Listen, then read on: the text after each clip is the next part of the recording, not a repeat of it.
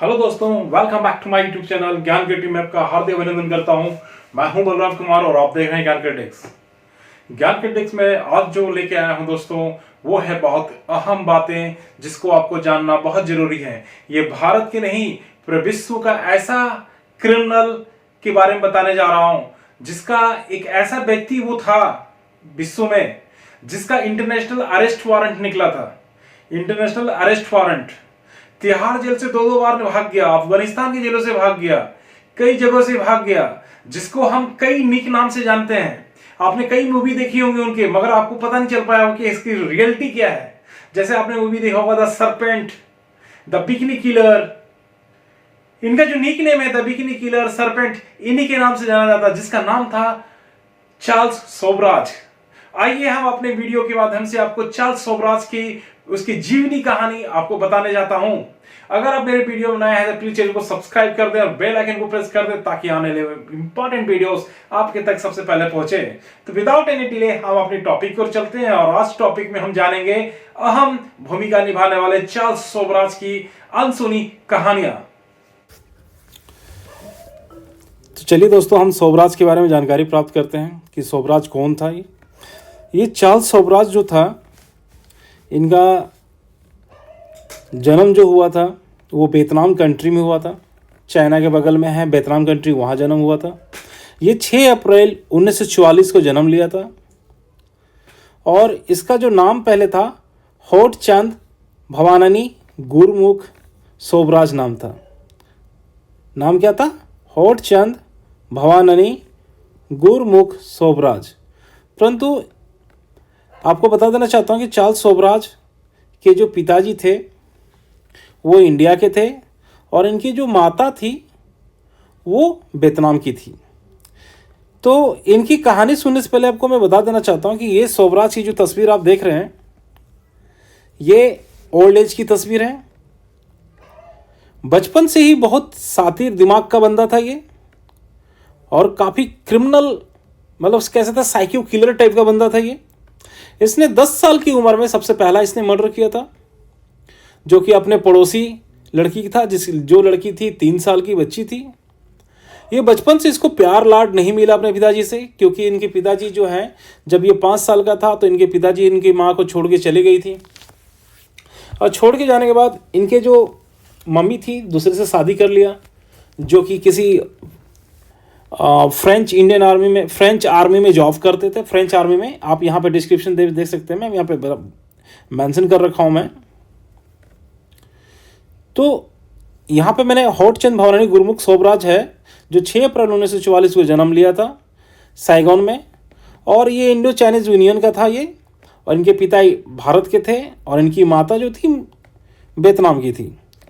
तो इन्होंने क्या किया कि जो इसने जब नेक्स्ट शादी जब किया तो इसके पिता ने इसको रखने से मना कर दिया।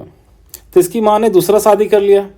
दूसरा शादी जब किया नए हस्बैंड के साथ, जो कि फ्रेंच आर्मी में lieutenant station in French Indo China में जॉब करते थे, जहाँ पे इसको जो नाम है चेंज हो गया इसका नाम, और चार्ल्स गुरमुख सोबराज ये रिकॉर्ड्स 1959 में मेंटेन किया गया। ठीक है। और एक चीज़ बता देना चाहता हूँ कि इसका जो पर्सनल लाइफ अगर हम देखने जाएँ तो इसने 2010 में एक इंडो नेपाली इंटरप्रेटर था जिसका नाम था निहता विश्वास।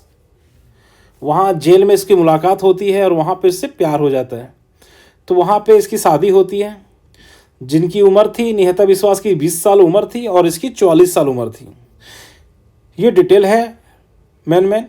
और आपको एक चीज़ बता देना, इसके पीछे बताने का पीछे एक रीज़न है कि सबसे पहला रीज़न है, इतना जो स्टोरी जो इसका बायोग्राफी आपने जान लिया, ये जो सोबराज को आप देख रहे हैं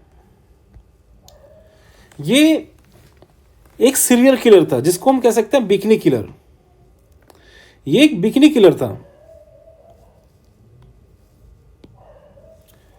और इसने बिकनी किलर इसलिए कहा जाता है क्योंकि इसने जितने भी मर्डर किए हैं ना वो महिलाएं थीं।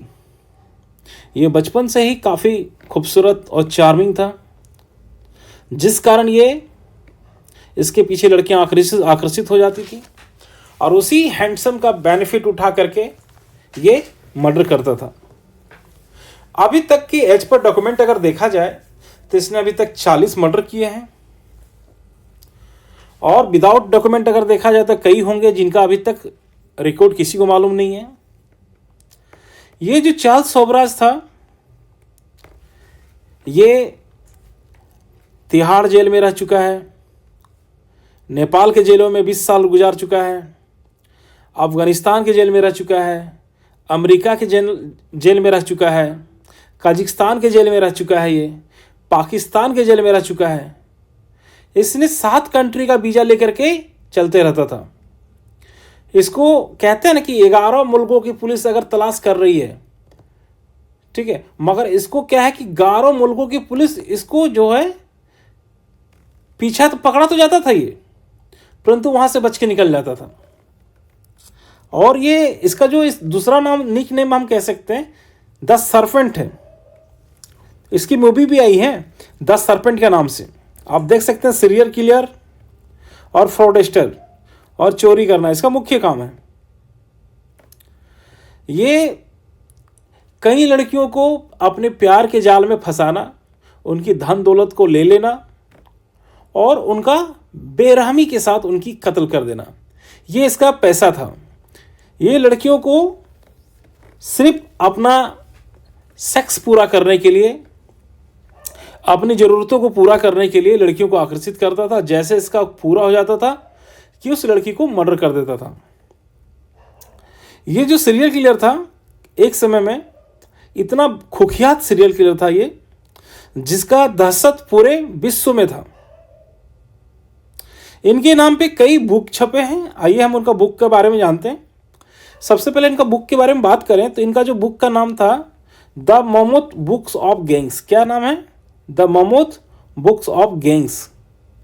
ये छपी थी 26 जून 2012 को छपी थी। ठीक है।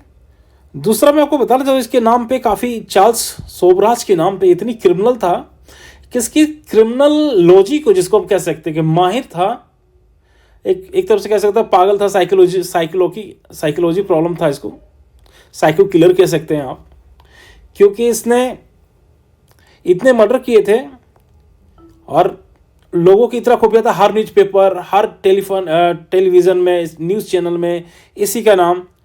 तो लोगों ने इसके नाम पे काफ़ी मूवी बनी है। जैसे आप देख सकते हैं यहाँ पे मैंने स्क्रीन में लगा रखा है शैडो ऑफ द कोबरा, कि कोबरा की जो परछाई होती है वो किस प्रकार से होती है, वो इस मूवी में आपको चार्ल्स सोबराज के जीवन परिचय यहाँ पे मिल जाएगा आपको इस मूवी देखने से। दूसरा मैं आपको बताना चाहिए तो फॉरेन मूवी है।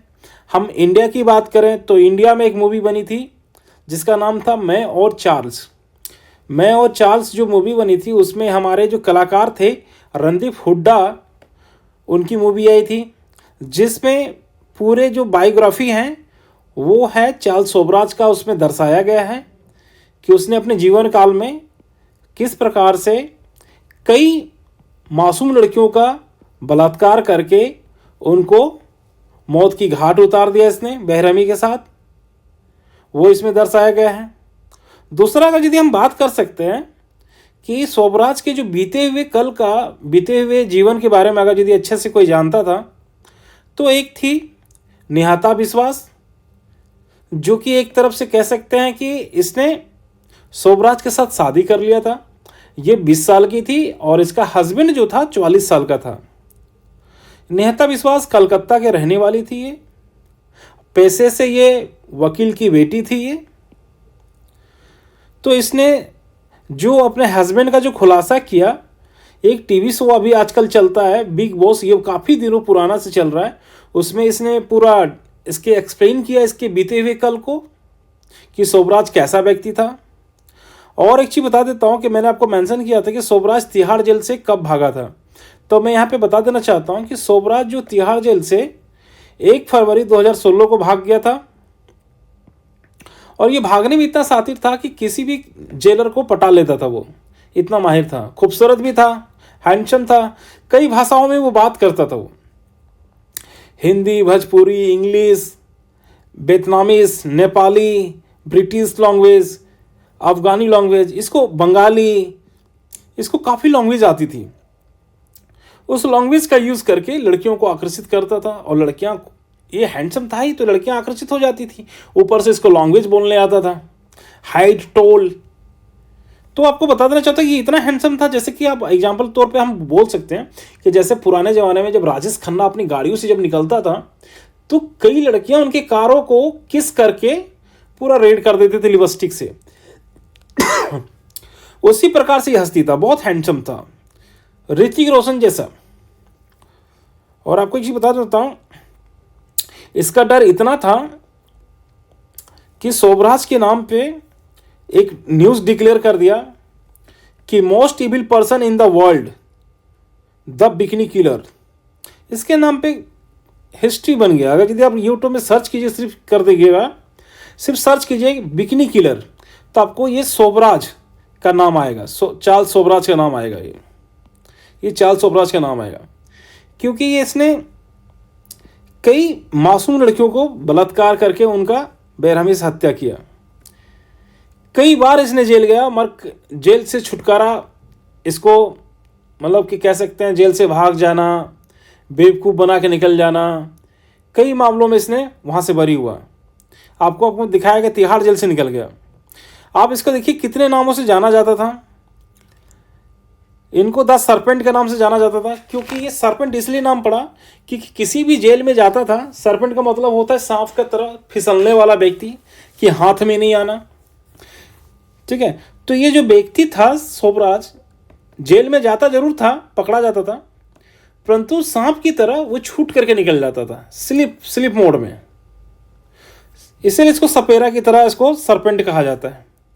बिकनी किलर इसलिए कहा जाता है क्योंकि उसने जितने भी मर्डर किए हैं सारी लड़कियों का मर्डर किया है। स्पाइटिंग किलर है। स्पाइटिंग क्या होता है? कोबरा की तरह ढस लेना, कि जैसे जिस थाली में आप खा रहे हो उसी थाली में छेद कर देना, एक तरफ से कह सकते हैं स्पाइटिंग कोबरा। उस प्रकार से था ये इसके जीवन परिचय।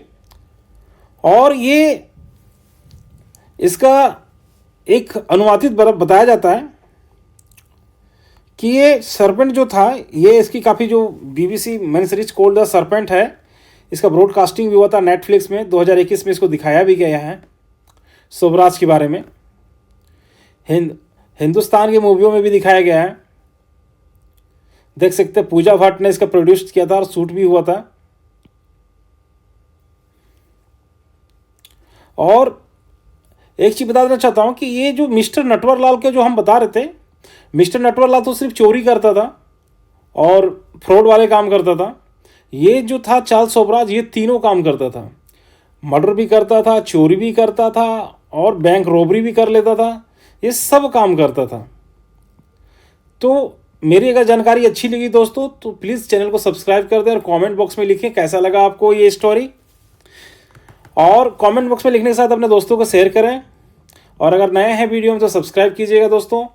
मैं यहीं पे अलविदा कहना चाहूँगा। जय हिंद, जय भारत।